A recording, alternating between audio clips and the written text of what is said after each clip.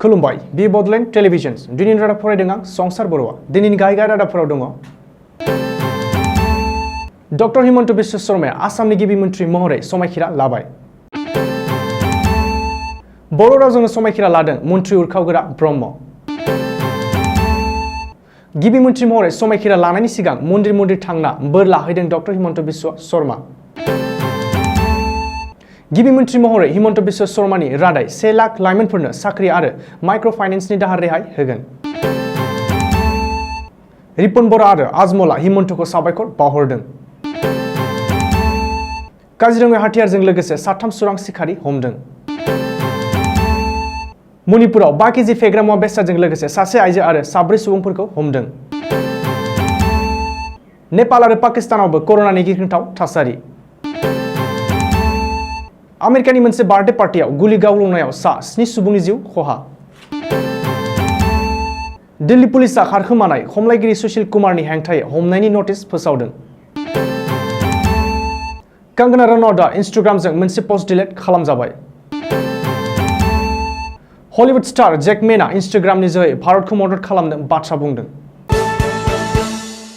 दानिया आबुं रादाब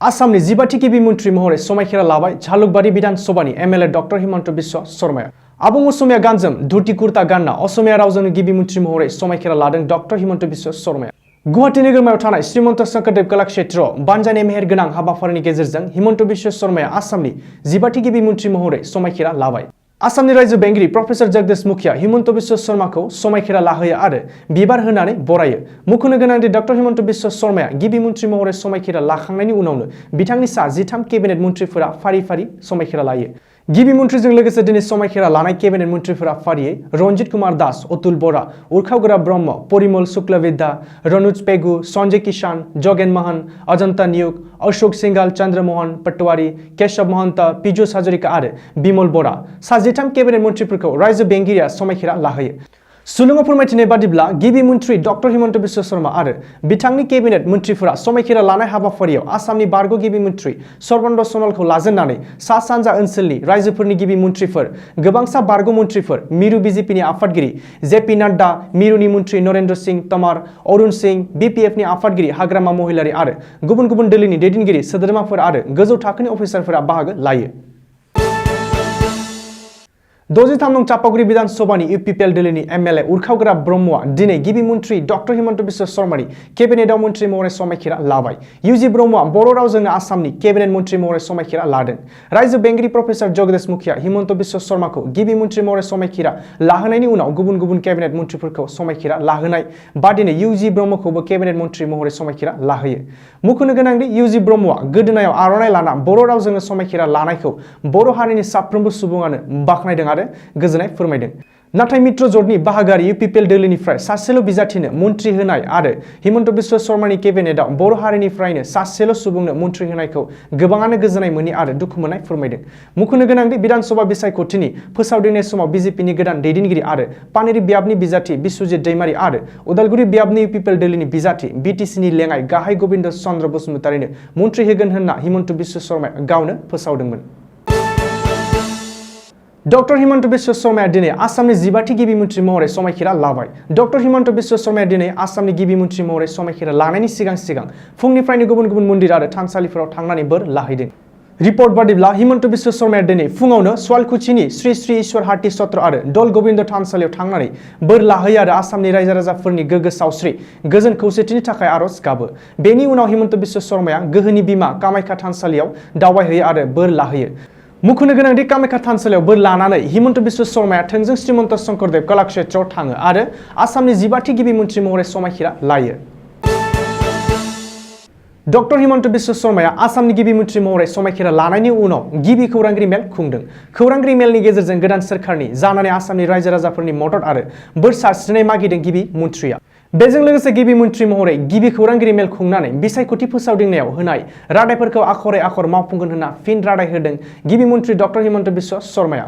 गिबि मन्थ्रिया फोरमायथिनाय बादिब्ला गाबोन गोदान सोरखारनि गिबि केबिनेट मेल जुथुमनाय जागोन। गिबि केबिनेट जुथुमावनो रायजो सोरखारा आथिखालनि कर'नानि थासारिजों जुजिनाय 1 लाख लाइमोनफोरनो साख्रि होनाय, माइक्र' फाइनेन्सनि रां दाहार रेहाय होनाय, अरुणोदय आसनिनि रां बारायनाय, दैबानानिफ्राय उदां आसाम सोरजिनाय बायदि बायदि आयदानि सायाव गेबेङै सावरायगोन होननानैबो गोदान समिखिरा लानाय गिबि मन्थ्रि डक्टर हिमन्त बिश्व शर्माया खौरांगिरिनि मेलाव बुंथिदों।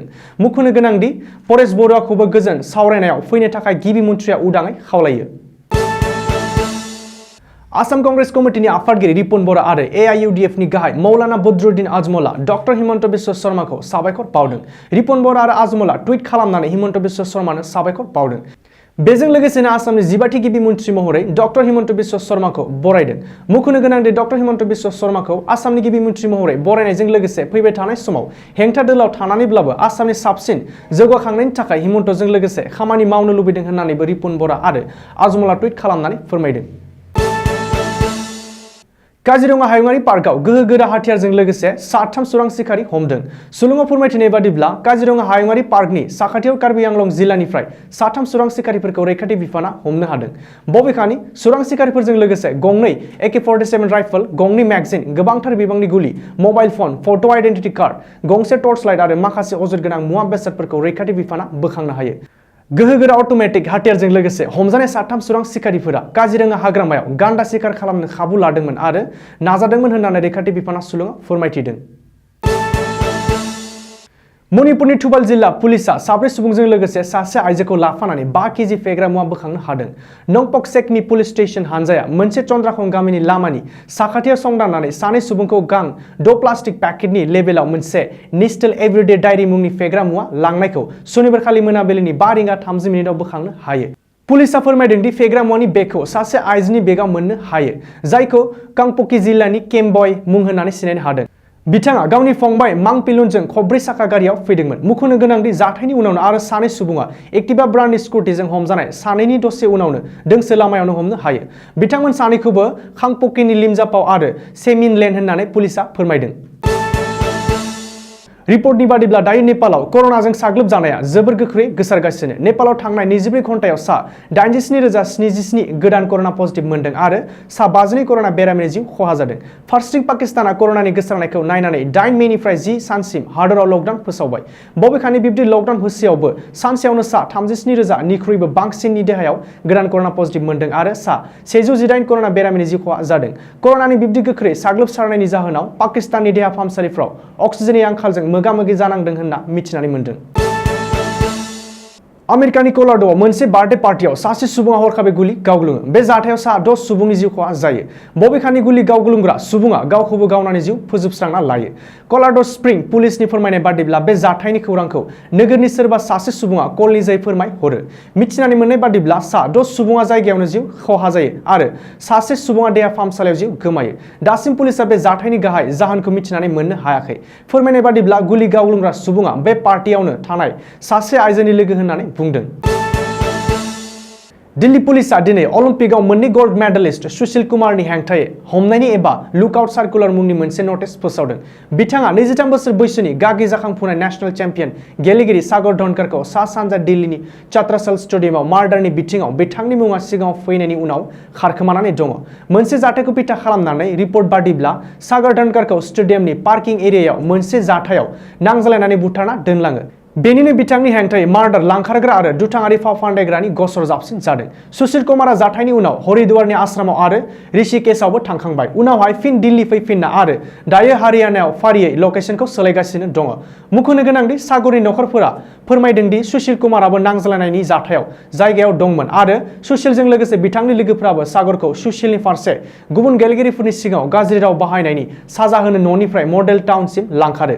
पुलिसनि बायदिब्ला नांज्लायनाय जाथाया पार्किं एरियायाव कुमार, अजय, प्रिन्स, सोनू, सागर, अमित आरो गोबांनि गेजेराव जायो। बेनि उनावनो दिल्ली पुलिसआ जाथायनि हेंथायै आईपीसीनि सेक्शन्स 302, 365, 120B आरो मडेल टाउन पुलिस स्टेशननि आर्म्स एक्टनि गसर जाबसिनदों। कांगना रनौतआ साननैसो सिगां टुइटार सासपेन्ड खालामजानायनि उनाव दायो इन्स्टाग्रामाव जोबोर एक्टिभ जानानै दं। इन्स्टानि हेफाजाबैनो कंगनाया दायो बायदि मोजां गाज्रि पोस्ट होगासिनो। बिथाङा थांनाय 8 मेआव गावनि देहायाव कर'ना पजिटिभ मोननायनि सोमोन्दै इन्स्टाग्रामाव मोनसे पोस्ट होदोंमोन, जाय पोस्टआव बिथाङा कर'ना महामारीखौ उन्दै समनिल' गोहोम खोलैग्रा होनदोंमोन। बे बाथ्रा सिरिनि थाखायनो गोबां इउजार्सफोरा बेनि सायाव रागा जोंनाय फोरमायदों। बेनि उनावनो कंगनानि बे पोस्टखौ इन्स्टाग्रामा डिलीट खालामनानै होयो। बेनि रागाय कंगनाया गुबुन मोनसे पोस्ट शेयार खालामना ओरैहाय लिरदों, इन्स्टाग्रामा आंनि मोनसे पोस्ट डिलीट खालामबाय मानोना आंनि कोविड जोबस्रांनायनि सोंखारिनायाव सोरनिबा सानबोलावरिया जोखोम जाबाय। बबेखानि थिउरि आरो कमिउनिस्ट सिम्पेथाइजारजों सोमोन्दो लाखिनाय खोनादोंमोन, नाथाय कोविड फेन क्लाबा जोबोर गोजोन। दायो इन्स्टायाव साननैल' जादों, बेवहाय सप्ता मोनसे थानायाबो जोबोर गोब्राब। हलिउडनि फिल्म जेरै प्रिजनार्स, लिज मिजरेबल्स, लगन्स, एक्स-मेन सिरिज, द प्रिस्टेस, हेपी फिट, द फाउन्टेन, रियेल स्टिल बायदियाव फाव खालामखांनाय अस्ट्रेलियानि थागिबि हलिउड एक्टर, देंखोगिरि, फिल्म दिहुनगिरि हुग माइकेल जेकमेनआ कर'नानि अलखद थासारिखौ नुनानै भारत हादरखौ मदद खालामनो थाखाय बाथ्रा बुंदों। जेकमेनआ इन्स्टाग्रामाव भारत हादरखौ मदद खालामनो फोरमायनायजों लोगोसे गुबुनफोरखौबो मदद खालामनो सिगाङाव आवगायबोनो थाखाय खावलायदों।